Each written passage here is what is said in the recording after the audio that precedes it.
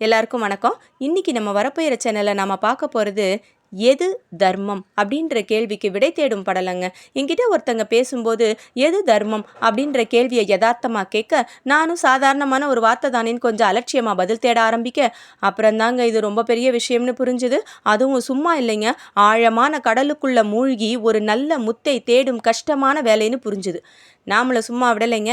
சமகால இலக்கியங்களில் இருந்து சங்ககால இலக்கியங்கள் வரை ஒரு புரட்டி எடுத்து, அது போக புராணங்கள், இதிகாசங்கள், உபநிஷதங்கள் அப்படின்னு அந்த பக்கம் எல்லாம் ஒரு நுனிப்புல்லா மேய்ஞ்சு நிறைய பெரியவங்க கிட்ட விளக்கங்கள் கேட்டு தேடி பார்த்து என் சிற்றறிவுக்கு எட்டிய சில புரிதல்களை தர முயற்சி பண்ணியிருக்கேங்க. தேடல் நமக்கு கொடுத்தது என்னவோ நிறைய விளக்கங்கள், ஆச்சரியமான பதில்கள். இந்த பதில்களுக்குள்ளேயே ஏகப்பட்ட முரண்கள். இந்த முரண்களை எல்லாம் புரிந்து கொள்ள ஒரு தனிப்பட்ட அறிவு அப்படின்னு நிறைய குழப்பங்கள் இருந்துச்சு. நாம் படித்த அப்புறம் நமக்கு கிடைச்ச இந்த தகவல்களை எல்லாம் அலசி ஆராய்ஞ்சு கசக்கி பிழிஞ்சு வடிகட்டி இந்த பதிவை போட முயற்சி பண்ணியிருக்கேங்க. தர்மம் அப்படின்ற வார்த்தையை கேட்டதுமே மனசில் பட்ட ஒரு விஷயத்தோடு தொடங்கலாம்னு இருக்கேங்க. யதா ஹி தர்மஸ்ய கிளானேர்பவதி பாரத அபியுத்தானாம் அதர்மஸ்ய ததாத்மானாம் ஸ்ருஜாமியகம் பரித்ராணாய சாதுர்னாம் வினாச்சாய சதுஷ்கிருதாம் தர்ம சம்ஸ்தாபனார்த்தாய சம்பவாமி யுகே யுகே. அதாவது எப்போதெல்லாம் தர்மம் மிகவும் குறைந்து அதர்மம் தலைவிரித்து ஆடுகிறதோ அப்போதெல்லாம் நான் அவதாரம் எடுப்பேன்னு பகவான் ஸ்ரீ கிருஷ்ண பரமாத்மா பகவத்கீதையில சொல்றார்.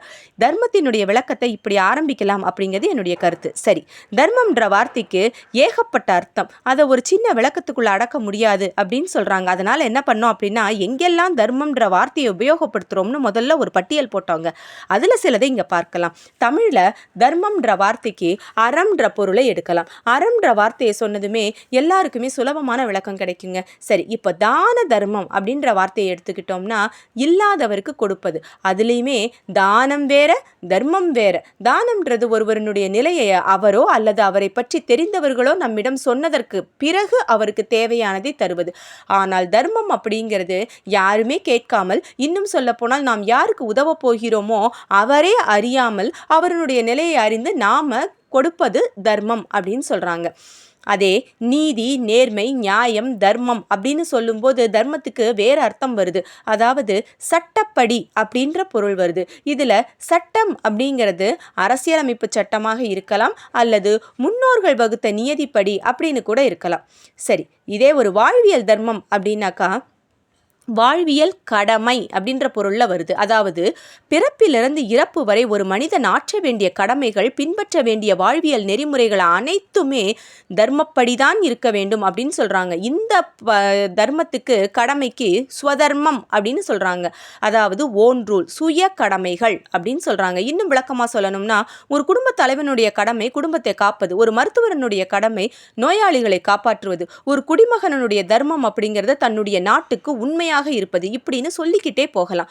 இதெல்லாம் போக இயற்கையின் தர்மம்னு ஒன்று இருக்கு. கார்மேகத்தின் தர்மம் மழை பொழிவது, வெப்பத்தின் தர்மம் சுடுவது, பனிக்கட்டினா குளிர்ச்சி. இது மட்டும் இல்லைங்க, உலகில் உள்ள மனிதர்கள் நீதி நெறியில் வாழ்வது மட்டும் இல்லை, வான வெளியில் உலகம் உழல்வதும் அண்ட சராசரங்கள் எல்லாம் இயங்குவதும் ஒரு கட்டுப்பாட்டில் தன் நிலை மாறாமல் இயங்குவதும் கூட ஒரு தர்மம் தான் அப்படின்னு சொல்றாங்க. உலகம் உழல்வதே ஒரு தர்மத்துக்கு கட்டுப்பட்டுத்தான்னு சொல்றாங்க. இது போக தொழில் தர்மம்னு ஒன்று இருக்கு. ஒரு குயவன் இருக்காருன்னு வச்சுப்போங்க, மட்பாண்டமோ இல்லை மண்பொம்மையோ செய்யறாருன்னு வச்சுப்போம். மண்ணுடைய தன்மை, அதுக்கு தேவையான நீரின் அளவு, அதை எவ்வளவு நேரம் சூளையில வச்சு சுடணும் அப்படின்ற அளவுகோல் இருக்கு. அந்த அளவுகோலுக்கு உட்பட்டு அந்த பானையோ மண்பொம்மைகளையோ செய்யும் போது அதனுடைய தரம் சரியானதாக இருக்கும். இதைத்தான் தொழில் தர்மம்னு சொல்றாங்க. சரி, ஒரு நீதிபதி தண்டனை வழங்கக்கூடிய இடத்துல இருக்காருன்னு வச்சுப்போம். அப்போ சரியான நீதியின் அடிப்படையில், நேர்மையான நீதியின் அடிப்படையில் தண்டனை வழங்க வேண்டும். அப்போ சரியான நீதி அப்படின்ற பொருள்ல வருது. சங்க இலக்கியங்களை கொஞ்சம் புரட்டி பார்த்தோம் அப்படின்னா முதல்ல நம்ம கையில் கிடைச்சது யார் அப்படின்னாக்கா ஔவையார் தாங்க. ஆத்திச்சூடி எழுதியிருக்காங்க இல்லையா, நடைமுறை வாழ்க்கையில் பின்பற்ற வேண்டிய தர்மங்களை பற்றி தாங்க சொல்லுது. உதாரணமாக சொல்லணும்னா, அறம் செய்ய விரும்பு, இயல்வது கரவேல், ஈவது விளக்கேல், ஐயமிட்டு உன், ஏற்பது இகழ்ச்சி. இது எல்லாமே வாழ்வியல் தர்மங்களை பற்றி தாங்க சொல்லுது. திருக்குறள் சொல்லவே வேண்டாம். 38 அதிகாரங்கள், 380 திருக்குறள்கள் அறத்துப்பாலுக்காகவே எழுதியிருக்கிறார். அழுக்காறு, அவா, வெகுளி, இன்னாச்சொல் நான்கும் இழுக்கா இயன்றது அறம் அப்படின்னு சொல்றாரு. பொறாமை, ஆசை, சினம், கடுஞ்சொல் ஆகிய இந்த 4 குற்றங்களுக்கும் இடம் கொடுக்காமல் அவற்றை கழித்து ஒழுகுவதே அறமாகும்னு சொல்றாரு. பூதஞ்சேந்தனார் சொல்லும் இன்னா நாற்பது இனியவை நாற்பது எல்லாமே வாழ்வியல் தர்மத்தை பற்றி தாங்க பேசுது. தர்ம நெறியில் இருந்தால் வாழ்வு எப்படி இனிக்கும், எவையெல்லாம் அதர்மம், அந்த அதர்மத்தோட வாழும்போது வாழ்வு எப்படி கசக்கும்னு சொல்லுது. இது போக நீதி வெண்பா, நீதி நெறி விளக்கம், நான்மணி கடிகை, திரிகடுகம் அப்படின்னு ஏகப்பட்ட இடங்கள்ல தர்மத்தின் கூறுகளான அறம், ஒழுக்கம், அரசாட்சி அப்படின்னு தர்மத்துக்கு எக்கச்சக்கமான விளக்கங்கள் கொடுக்கப்பட்டிருக்கு. தர்மத்தின் வாழ்வுதனை சூது கவ்வும், இறுதியில் தர்மமே வெல்லும் அப்படின்னு தன்னுடைய பாஞ்சாலி சபதத்துல சொல்ற பாரதி கூட புதிய ஆத்திச்சூடியில அச்சம் தவிர், ஆண்மை தவறேல், நேர்பட பேசு, பெரிதினும் பெரிது கேள் அப்படின்னு 100க்கும் மேற்பட்ட அறிவுரைகளை சொல்றார். அத்தனையுமே ஒரு மனிதன் வாழும்போது எப்படி வாழ வேண்டும் அப்படின்ற தர்மத்தை போதிக்கும் அறிவுரைகள் தாங்க. புறநானூறு பாடல்களிலிருந்து ஒரு காட்சி. மன்னன் கோப்பெருஞ்சோழன் வடக்கிருந்து உயிர் துறக்கும் போது தன்னை புதைக்கும் இடத்திற்கு பக்கத்திலேயே இன்னொரு குழி நண்பர் பிசிராந்தையாருக்காக தோண்ட சொல்றான்.